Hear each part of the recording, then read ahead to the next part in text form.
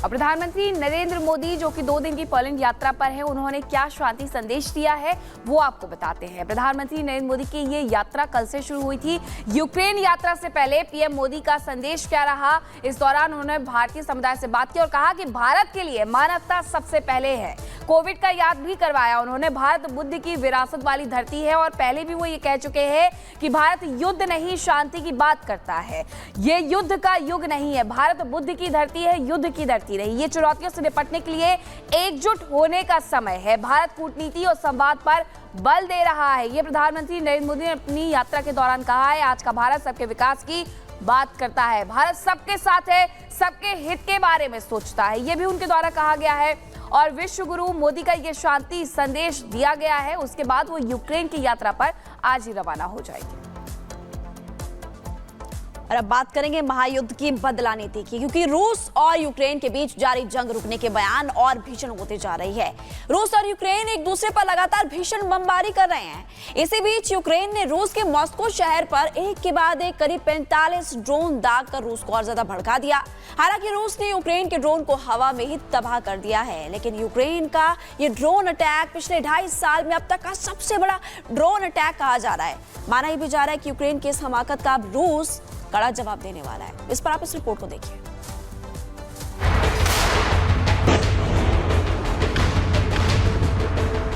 रूस का गढ़ थर्राया हुआ है। ज़ेलेंस्की के शहर कांप रहे हैं। भीषण होती जंग में आसमान से मौत बरस रही है। दोनों ओर से फौज धमाकों पर धमाके कर रही है। कुर्स्क में कामयाबी से उत्साहित यूक्रेन ने रूस की राजधानी मॉस्को पर धावा बोल दिया है और ज़ेलेंस्की की सेना ने भयानक ड्रोन हमला कर दिया, जिससे पुतिन के देश में खलबली मच गई। क्योंकि 2.5 साल में यूक्रेन की ओर से किया गया ये मॉस्को पर अब तक का सबसे बड़ा ड्रोन अटैक है। मॉस्को पर यूक्रेन की ओर से ताबड़तोड़ 45 ड्रोन दागे गए। रूस में 4 घंटों तक यूक्रेनी ड्रोन से तबाही मचती रही। यूक्रेन के 11 ड्रोन को रूस ने मार गिराने का दावा किया है। यानी पुतिन के गढ़ को ध्वस्त करने के लिए ज़ेलेंस्की के प्लान को रूस ने आसमान में ही धराशायी कर दिया। रूस ने दावा किया कि यूक्रेन के हमले का मुंहतोड़ जवाब देते हुए रूसी हवाई सुरक्षा बलों ने कई ड्रोन अटैक को नाकाम कर दिया। रूस ने कहा कि युद्ध शुरू होने के बाद से ये मॉस्को पर हुआ अब तक का सबसे बड़ा ड्रोन अटैक है। एक के बाद एक ड्रोन हमलों से छोटी ही सही मगर तबाही तो मची है। लेकिन जिस वक्त यूक्रेन मॉस्को पर बारूद बरसा रहा था, तब पुतिन वहां नहीं थे। जब रूसी राजधानी हमले झेल रही थी, तो फिर पुतिन उस वक्त कहां थे? रूसी राष्ट्रपति अचानक इन हमलों से पहले ही चेचन्या पहुंच गए थे। जी हां, रूसी गणराज्य का वो देश जहां वो अजरबैजान से दौरा करने के बाद पहुंचे थे। पुतिन ने चेचन प्रमुख रमजान कादिरोव से मुलाकात की और चेचन फोर्स का हौसला भी बढ़ाया, क्योंकि कुर्स्क में चेचन फोर्स की बटालियन भी रूसी सेना के साथ यूक्रेनी फौज से जंग लड़ रही है।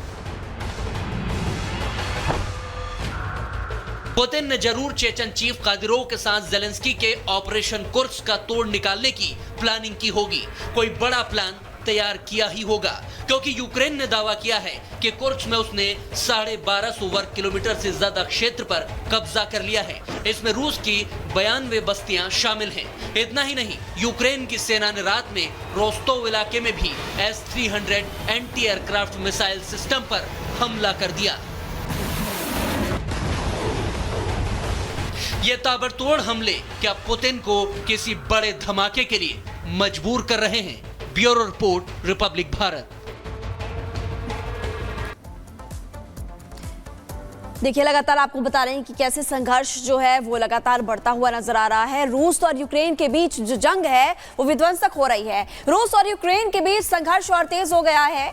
दोनों देशों ने हमले और ज्यादा तेज कर दिए। यूक्रेन की तरफ से रूस पर अटैक किया गया, मॉस्को शहर में ताबड़तोड़ हमले किए गए। रूस यूक्रेन के बीच तेज हुआ है हमला और आपको बता दें रक्तपात भी तेज होते हुए इस वक्त नजर आ रहा है। रूस का दावा है कि 2000 यूक्रेनी सैनिक हमने मारे गिराए हैं, लेकिन यूक्रेन भी लगातार हमला कर रहा है रूस के कई ठिकानों पर। यूक्रेन बोला और आपको बता दें रूस की तरफ से बोला गया कि कुर्स्क में 4130 यूक्रेनी सैनिक जो है वो खत्म हो चुके हैं और इसलिए लगातार हम कह रहे हैं कि जो वॉर जोन है वहां से विध्वंसक तस्वीरें इस वक्त लगातार सामने आ रही है। अब तक 6 लाख रूसी जवान जो है वो मारे हैं, वो यूक्रेन दावा कर रहा है। तो दोनों तरफ से दावे किए जा रहे हैं। यूक्रेन कह रहा है कि भाई हमने रूस के कई सैनिकों को मार गिराया, वहीं पर रूस ये कह रहा है कि हमने कई जो यूक्रेनी सैनिक हैं उनको मार गिराया गया। और इसी बीच अभी जो तस्वीरें सामने आ रही है वो परेशान हैरान कर देने वाली है। खबरों में आगे बढ़ते और रुक करते हैं 2 मिनट में दुनिया का।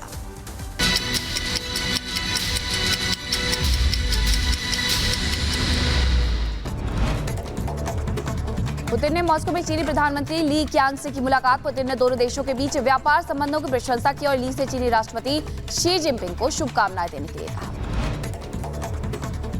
वहीं इजराइल के प्रधानमंत्री बेंजामिन नेतन्याहू ने उत्तरी इजराइल में एक वायुसेना बेस का दौरा किया है। इजरायली पीएम ने कहा कि इजराइल किसी भी परिदृश्य के लिए तैयार है। बचाव और हमले दोनों में इजराइल पूरी तरह से सक्षम है।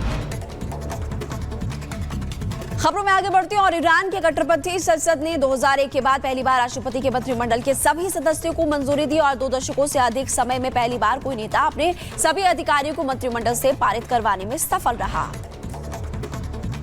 वहीं बात इजराइल के हिजबुल्लाह के ठिकानों पर इजराइल की भीषण बमबारी हुई। उत्तरी इजराइल समुदाय पर रॉकेट दागने वाले हिजबुल्लाह के गुर्गो में से सेल पर इजराइल के लड़ाकू विमानों ने हमला किया। आईडीएफ ने पुष्टि। यूक्रेनी राष्ट्रपति जेलेंस्की का बड़ा दावा। जेलेंस्की ने कहा कि कुर्स्क क्षेत्र में रूस की सेना के साथ जंग जारी है। दावा किया गया कि 6 अगस्त को यूक्रेनी सेना ने इस क्षेत्र में तेजी से प्रवेश किया, गांव पर कब्जा किया, सैकड़ों लोगों को बंदी भी बनाया।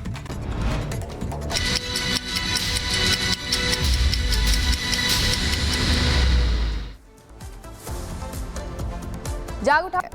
बिल्कुल आप सही कह रहे हैं, लेकिन अब ऐसे में सवाल ये भी खड़ा होता है क्या अब बाकी अस्पतालों में सबक किसको लेकर लिया गया है? और ये हमने जाना रियलिटी चेक के जरिए। आपको दिखाते हैं कैसी तस्वीरें निकलकर सामने आई।